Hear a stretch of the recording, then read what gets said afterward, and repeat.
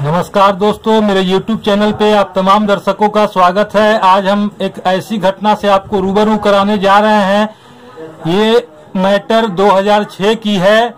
विजेंद्र सिंह नामक व्यक्ति जो दृष्टिबाधित हैं, टीचर ट्रेंड भी हैं। 2006 में जब नियोजन हो रहा था तो इनका नाम जो है मेधा सूची में भी था। इसके बावजूद इनको आज तक नियोजन पत्र नहीं मिला। नियोजन पत्र क्यों नहीं मिला, इसी संबंध में विजेंद्र जी से पूरी बात जानते हैं। विजेंद्र जी, मेरे चैनल पे आपका स्वागत है। आपका भी धन्यवाद।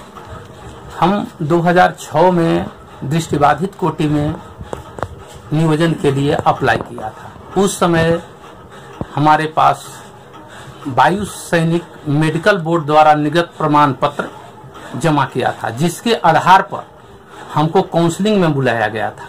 काउंसलिंग में बुलाने के उपरांत मुझे कुछ कहा नहीं गया। उसके बाद कुछ दिनों तक इंतजार किया कि हाँ काउंसलिंग लेटर मुझे आएगा।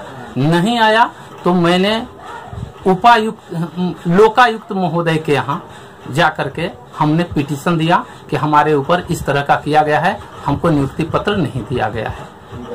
उसके बाद में वहाँ कुछ दिनों तक पेपर इधर से उधर आया गया।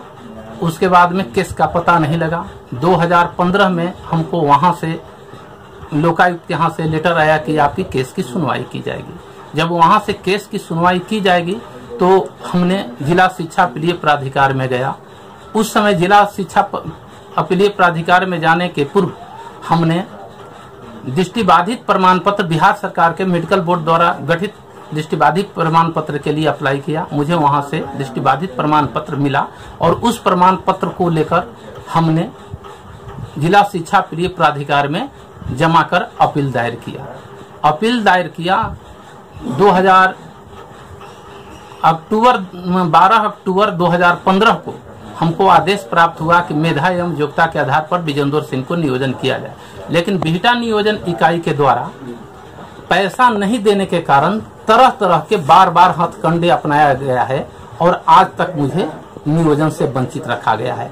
आज भी जब उस प्रमाण पत्र के संदर्भ में बिहटा नियोजन इकाई के द्वारा लिखा जाता है कि मेडिकल अफसर का प्रमाण पत्र है और लिखा जाता है कि रेसिडेंशियल मेडिकल अफसर का प्रमाण पत्र है, जब वो पदाधिकारी को यही पता नहीं है कि क्या मेडिकल बोर्ड द्वारा किसी को प्रमाण पत्र दिया जाता है कि हाँ ये आदमी सही है या नहीं सही है, तो वैसे पदाधिकारी पैसा नहीं देने के कारण मेडिकल अफसर लिख करके हमको आज तक नियोजन से वंचित रह करके, और कभी ये बात पर सुनवाई हो जाती है, कभी लिखा जाता है कि दृष्टिबाधित का रिक्त सीट वहाँ प्राप्त नहीं है।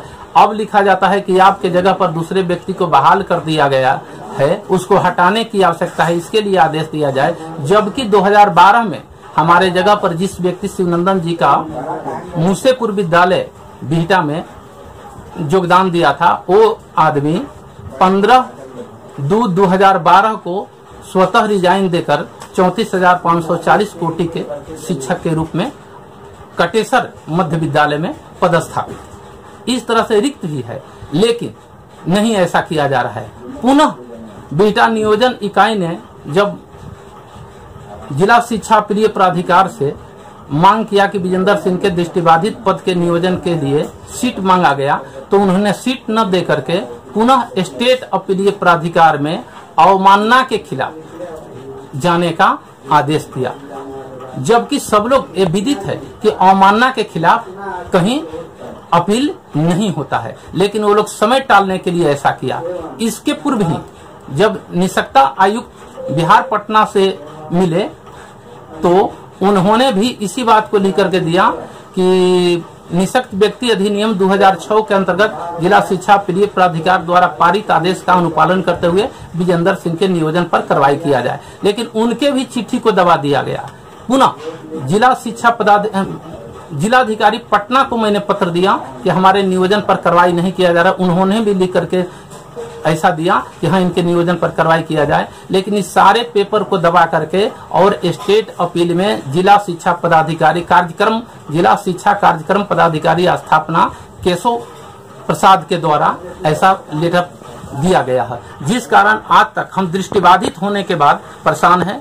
दृष्टिबाधित ही नहीं, मेरी पत्नी को पैसे के अभाव में मेरी पत्नी को कैंसर हुआ था, जिस परिस्थिति में 2012 में ही मेरी पत्नी को मृत्यु हो गई है। जो मैं दृष्टिबाधित हूँ, सरकार के द्वारा कहा जाता है कि निःशक्त व्यक्ति को इस तरह का हम सहायता देंगे। हमको क्या सरकार सहायता दे रही है? उतना ही नहीं, जब राष्ट्रपति महोदय को हमने पत्र लिख करके, अध्यक्ष तीनों सेना का अध्यक्ष है इसलिए उनको हमने पत्र लिखा था, तो बेटा वीडियो ने उस पत्र के जवाब में लिखा है कि इनका यही आदत है, ये राष्ट्रपति महोदय का पत्र लिख करके लोगों को धमकाते हैं। हुजूर, हमने अपनी नौकरी के लिए, अपने जीवकों के लिए किसी के शरण में जाने के लिए तैयार हैं कि ताकि मेरे न्याय को सुने, और हम अभी तक भ्रष्टाचार का विरोध करते आए हैं और नौकरी दे या न दे भ्रष्टाचार का विरोध करते आए हैं। अब आगे आपका क्या कदम होगा?